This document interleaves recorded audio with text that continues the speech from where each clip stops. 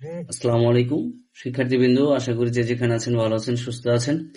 তো আপনাদের ইতিমধ্যেই হয়তো ক বিভাগের পড়া সবার শেষ হয়ে গেছে। তো আমরা খ বিভাগটা নিয়ে আসছি বিজনেস ম্যানেজমেন্টে। তো এটার অপেক্ষায় অনেকেই আছেন। তো আমরা এখন যে প্রশ্নগুলো নিয়ে আসছি এই প্রশ্নগুলো খুব যাচাই বাছাই করে নিয়ে আসছি। আশা করি এই প্রশ্নগুলো যদি পড়েন তাহলে হয়ে যাবে। খ বিভাগ থেকে কিন্তু আপনাদের 5টি প্রশ্ন দিতে হবে এবং প্রত্যেকটা প্রশ্নের মান কিন্তু 2 করে 10। ঠিক আছে, পূর্ণমান হচ্ছে 10। তো এই প্রশ্নগুলো হচ্ছে সংক্ষিপ্ত প্রশ্ন। তো আমরা যেটা করছি প্রত্যেকটা অধ্যায় ভিত্তিক এই প্রশ্নগুলো দেওয়ার চেষ্টা করছি।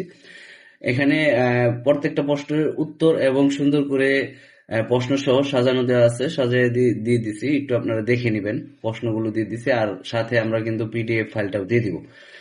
গতকালকে আমরা ক বিভাগের যে প্রশ্নগুলো দিয়েছিলাম, আশা করি ওই প্রশ্নগুলো সবাই পড়েছেন। এখন আজকে খ বিভাগের প্রশ্নগুলো নিয়ে আসছি। তো ক বিভাগের প্রশ্নগুলো যদি পড়ে থাকেন, খ বিভাগের প্রশ্ন কিন্তু আপনার প্রায় 40% হয়ে যাবে। প্রায় 40% হয়ে যাবে।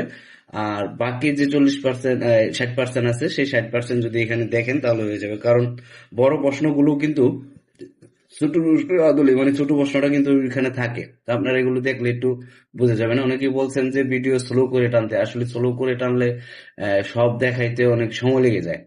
অধ্যায় ভিত্তিক কয়েকটা প্রশ্ন দিছি। তো আপনারা যেটা করবেন সেটা হচ্ছে অধ্যায় ভিত্তিক প্রশ্ন দেওয়ার কারণ হচ্ছে যে একটা অধ্যায় থেকে দেখবেন আপনার 4টা থেকে 5টা প্রশ্ন দিয়েছি। এখন অনেকে মনে করে স্যার অতগুলো প্রশ্ন দিয়েছেন সাজেশনে, আসলে একটা একটা অধ্যায় থেকে যদি আপনি 4-5টা করে প্রশ্ন না পড়েন তাহলে আপনি কি পড়বেন? এটা আমাকে একটু বলেন। একটা প্রশ্ন, একটা একটা অধ্যায় থেকে যদি আপনি 5টা প্রশ্ন না পড়েন, আপনি পরীক্ষা দিতে যাবেন কিভাবে? এই জন্য আমরা ওই একটা অধ্যায় থেকে 4টা 5টা 6টা, সর্বোচ্চ 6টা, কোনো কোনো অধ্যায় থেকে তো 2টা প্রশ্ন দিয়েছি।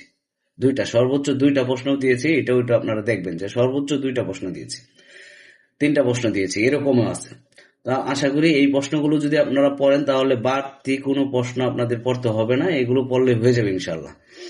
বাড়তি কোনো প্রশ্ন আপনাদের পড়তে হবে না, এগুলো পড়লে হয়ে যাবে। তারপরেও যদি আপনার মনে হয় যে আপনি বাড়তিগুলো পড়বেন তাহলে আপনি পড়তে পারেন, আপনি পড়বেন, সেটাতে আপনার সমস্যা নেই।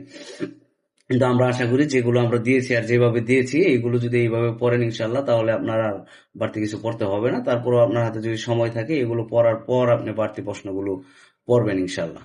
বুঝতে পারছেন?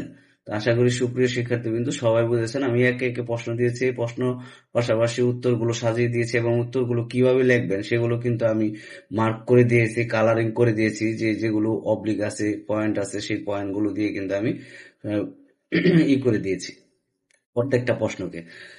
তো সুপ্রিয় শিক্ষার্থীবৃন্দ, আশা করি এগুলো আপনারা ভালো করে পড়বেন, পড়লেই উপকৃত হবেন। আর পিডিএফ ফাইল আপনারা পেয়ে যাবেন পিন কমেন্টে এবং